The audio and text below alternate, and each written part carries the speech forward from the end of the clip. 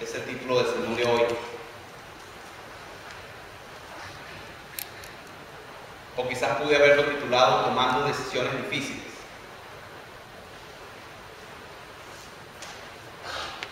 Jesús empieza el ministerio suyo aquí en el Evangelio de Marcos, proclamando las buenas nuevas,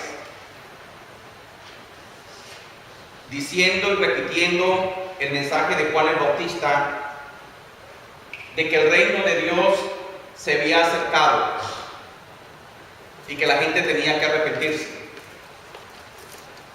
Jesús se presenta o nos presenta Marcos a Jesús como esa persona en que las profecías del Antiguo Testamento se estaban cumpliendo. Por eso cuando Jesús aparece en la escena en Marcos, Él repite básicamente el mismo mensaje que Juan el Bautista había predicado. Arrepiéntanse, crean en las buenas noticias. De los evangelios, Marcos es mi preferido, porque Marcos siempre nos está presentando cosas nuevas y muy rápidas. Marcos dice, vengan, escuchen las buenas nuevas.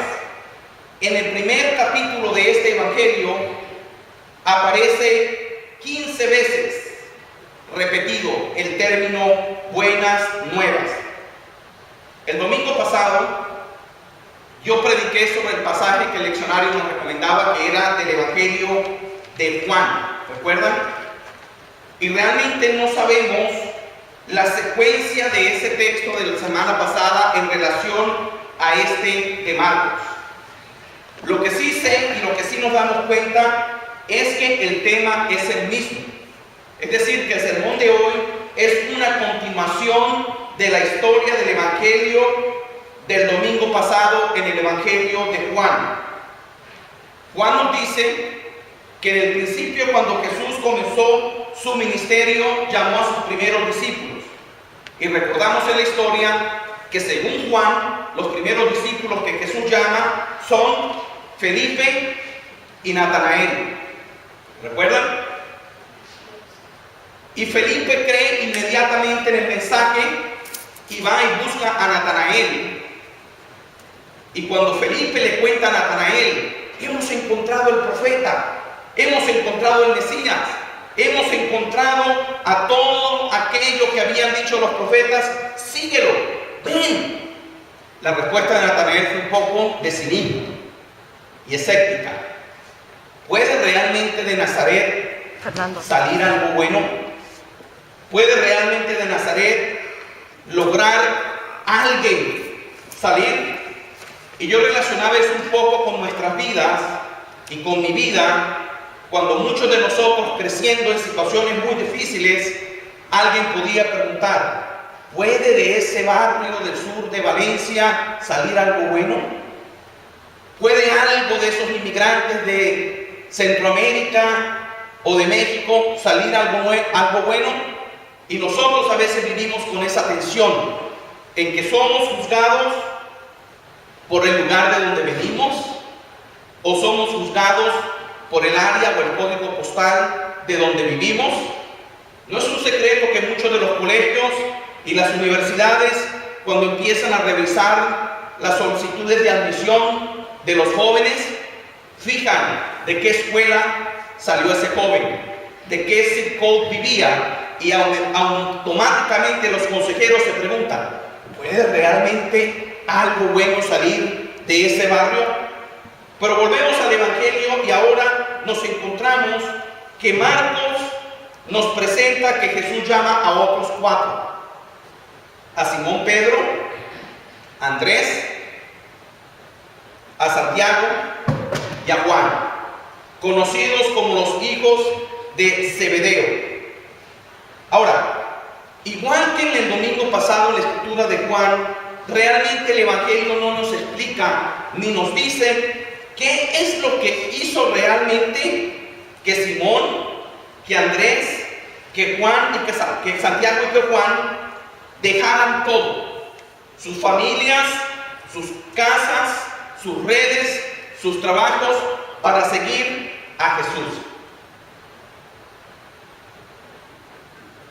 Hagamos una pausa y pensemos en la escena. se presenta un rabino o un maestro o un predicador y pasa por el frente de 4 hombres que están trabajando, que están en su rutina, que están en su vida, que a lo mejor ya tienen planeado su futuro, y quizás el futuro de ellos era morir pescando. No tenían otra opción, sobreviviendo como muchos, pasando, aguantando. Y de repente se presenta Jesús y simplemente les dice: síganme. Y el Evangelio nos dice que inmediatamente dejaron las redes y lo siguieron. No sabemos, porque el Evangelio no nos dice si ellos ya habían oído de él. Yo quiero asumir que sí, porque no me entra en la lógica que ellos hayan decidido seguir a Jesús así. El Evangelio nos dice que ya había antecedentes. Ya Juan el Bautista había predicado, ya Jesús también habían ocurrido cosas importantes en su vida. Él había sido bautizado, él había sido tentado, él había ido al desierto. Y en la narración de Marcos, antes de que llame a estos hombres, nos dice Marcos que ya Jesús andaba por Galilea predicando el Evangelio y hablando de las nuevas y diciendo: el tiempo se ha cumplido. Así que es muy posible, el Evangelio no nos lo dice, de que estos hombres ya han oído algo de Jesús, ya sabían algo de quién era. Lo cierto es que el énfasis de Marcos es que ellos inmediatamente dejaron lo que estaban haciendo y siguieron a Jesús. De los 12 discípulos que Jesús llama, el Evangelio no nos da muchas noticias de quiénes eran ellos. Solamente sabemos que estos eran pescadores, sabemos que Mateo era un cobrador de impuestos, ya viene la época de los impuestos, pero de los otros 7 discípulos, los evangelios no nos dicen nada acerca de ellos. ¿Quiénes eran? ¿De dónde venían? ¿De sus vidas personales? No sabemos. Lo que sí sabemos, hermanos y hermanas, es que Jesús decidió llamar a estas 12 personas que eran considerados para la sociedad de su tiempo hombres ordinarios, simples, de Nazaret, pescadores. No eran profesionales, no tenían un PhD de Princeton, que a nosotros los presbiterianos nos gusta mucho hablar de Princeton. No tenían una educación formal, porque no estaban en Jerusalén, donde estaban las grandes universidades de pensamiento teológico del tiempo. Ellos no fueron alumnos de ningún rabino famoso ni conocido, ni del sumo sacerdote, ni pertenecían a ninguna de las clases sociales altas del pueblo judío. Eran personas simplemente ordinarias. El Evangelio nos dice que vivían en la provincia del norte de Galilea, de la provincia, y todos los que venimos de América Latina sabemos lo que eso significa. A veces venimos de pueblitos que ni siquiera aparecen en el mapa, cantones, lugares alejados. Algunos de ustedes, para lograr obtener algo de educación, tuvieron que dejar ese pueblito abandonado y olvidado, como de esos de que escribía Gabriel García Márquez en sus novelas, en 100 años de soledad, y moverse a otros lugares para alcanzar un poquito de educación o un mejor trabajo o una mejor oportunidad de vida. Y con la excepción de los que nacieron aquí, casi todos nosotros tenemos una historia de movimiento de un lugar a otro buscando ese mejor espacio. Estos hombres eran discípulos simples. Yo acabo de regresar de una reunión del comité de abogacía étnico-racial de nuestra iglesia presbiteriana. Y es un comité compuesto como de 14, 15 personas a las que le llegan todas las resoluciones de la Asamblea General y que tenemos que leerlas y luego dar recomendaciones para la siguiente asamblea general, etcétera, etcétera. Entre uno de los papeles que estábamos leyendo y que teníamos que considerar era el tema de la ordenación en la iglesia presbiteriana, la ordenación al ministerio. Y resulta, hermanos y hermanas, que una gran mayoría de las personas étnico-raciales no logran aprobar los exámenes de ordenación, especialmente la gente inmigrante, los hermanos y hermanas que vienen de África, de Asia, etcétera, etcétera. Porque en nuestra iglesia esos estándares de ordenación y esos exámenes de admisión están diseñados para la gente que graduó de Princeton, para la clase alta, middle class, anglosajona, que piensa mucho y que está acostumbrado a este tipo de exámenes. Quiere decir entonces que los otros que no aprueban tienen un menos coeficiente intelectual. No, sino que cuando revisamos los exámenes nos damos cuenta que la manera en que están diseñados y en que están hechos las preguntas, las situaciones, no tiene que ver nada con la realidad de los candidatos al ministerio que vienen de comunidades minoritarias. Porque nosotros en nuestra iglesia presbiteriana nos seguimos empeñando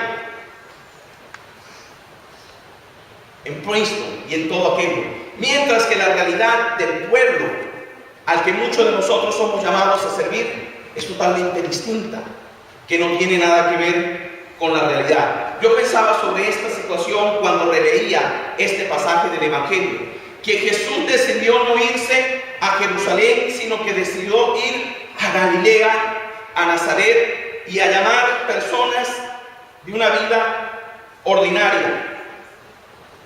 En la iglesia católica es mucho más todavía complicado, y todos conocemos la historia.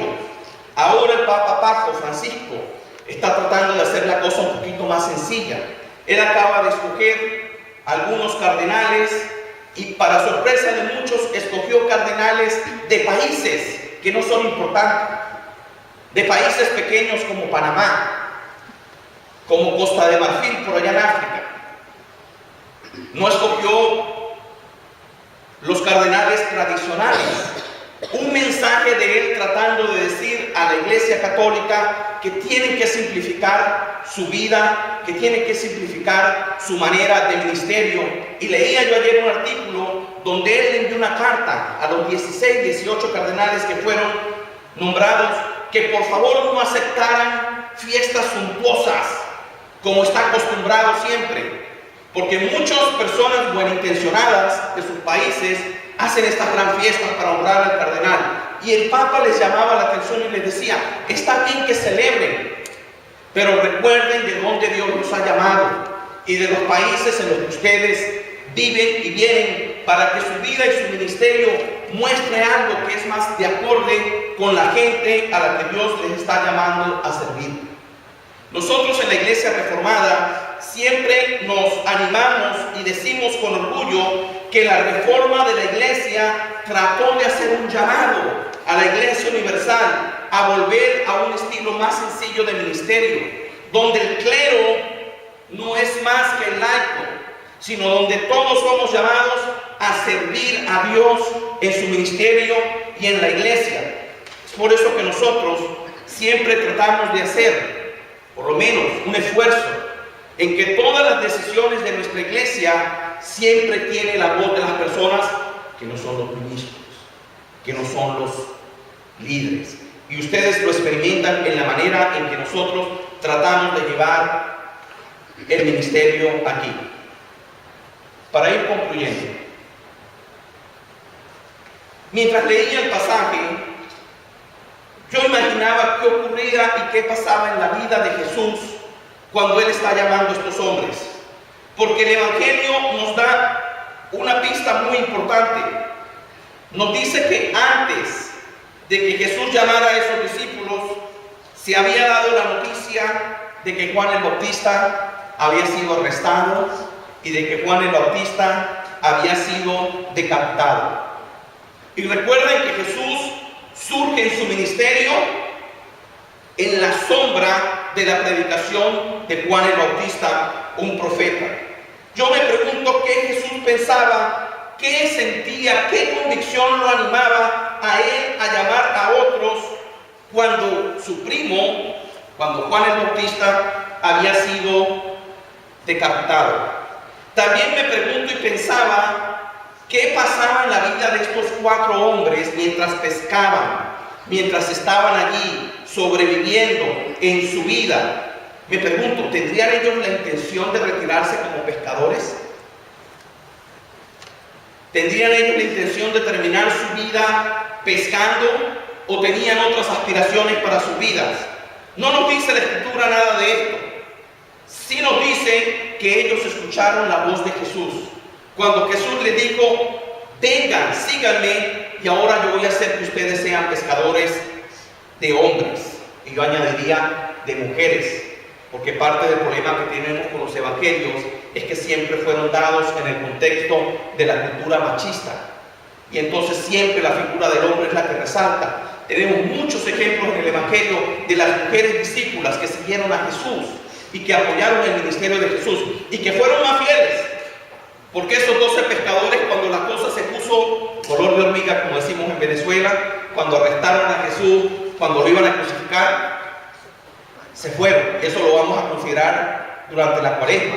Solo las mujeres quedaron fieles hasta el último momento y fueron las primeras testigas de las buenas noticias de la resurrección de Jesús. Pero me pregunto, ¿qué voces había en la mente de estos hombres? Voces que les llamaban a otras cosas. Y yo pienso y reflexiono en mi propia vida y en la vida de ustedes cuando nosotros escuchamos diferentes voces.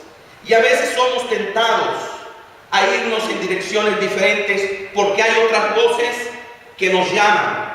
La voz de nuestra esposa, nuestro esposo, los que la tienen, la voz de nuestra pareja, del novio, de la novia, la voz de la familia, la voz de los amigos, la voz que siempre está alrededor nuestro diciéndonos, hablándonos. A veces nos debatimos. No sé si ustedes tienen esa experiencia. Y a veces, como Jesús, tenemos que tomar un tiempo aparte, irnos al desierto, un momento de soledad para tratar de escuchar nuestra voz y para tratar de escuchar la voz de Dios. Y lo importante, hermanos y hermanas, es que en medio de nuestra vida siempre está la voz de Dios que nos llama. Vengan conmigo, síganme, yo los voy a hacer pescador de hombres. Casi todos ustedes que están aquí en esta mañana están aquí porque decidieron de alguna manera responder al llamado de Jesús a seguirles. Aunque hoy, como a mí, siempre está presente las otras voces que nos llaman en otras direcciones. El domingo pasado fui un poco confrontacional o frontal con ustedes. El mundo me dijo ya al entrar, oye Ricardo, el domingo pasado viniste muy fuerte. Y creo que es la primera vez en 2 años que prediqué de una manera tan honesta y tan abierta con ustedes sobre el tema del discipulado, el tema de que Dios nos llama a ser pescadores y pescadoras. Yo doy gracias a Dios porque en estos 2 años de ministerio hemos duplicado la asistencia. Hemos doblado el número de personas que se reúnen aquí. Hemos hecho muchas cosas buenas, pero siento que debemos seguir tirando las redes, seguir tratando de buscar a las personas en el compromiso de seguir a Jesús, de que oigan su voz. Les decía el domingo pasado que en nuestra lista de personas que asisten regularmente a la iglesia cada domingo tenemos aproximadamente 60, de las cuales en un domingo dado hay 40. Pero tengo otra lista de personas que han venido y se han ido, regresan, están como de otras 50 personas. Y yo cuando escucho y veo la vida de algunos, yo sé las luchas que muchos de ustedes tienen con esas otras voces. Esa tensión, esa lucha interna que siempre hay. ¿Voy? ¿No voy? Cada domingo es un reto cuando nos despertamos. ¿A dónde voy este domingo? ¿Me quedo? ¿No me quedo? Los ministerios, participo, no participo, me quedo desde afuera mirando las cosas, o agarro las redes junto con los que están tratando de agarrar redes y hacer algo, construir algo, o no lo hago. Doy gracias a Dios porque la mayoría de ustedes que están aquí hacen eso. Y por eso están aquí, porque han decidido seguir a Jesús. Pero les quiero retar, y yo mismo retarme, a que este año tomemos un impulso de lanzar más redes, de expandir nuestras redes y tratar de hacer y llamar más discípulos y discípulas en el nombre de nuestro Dios. Les invito a estar en pie.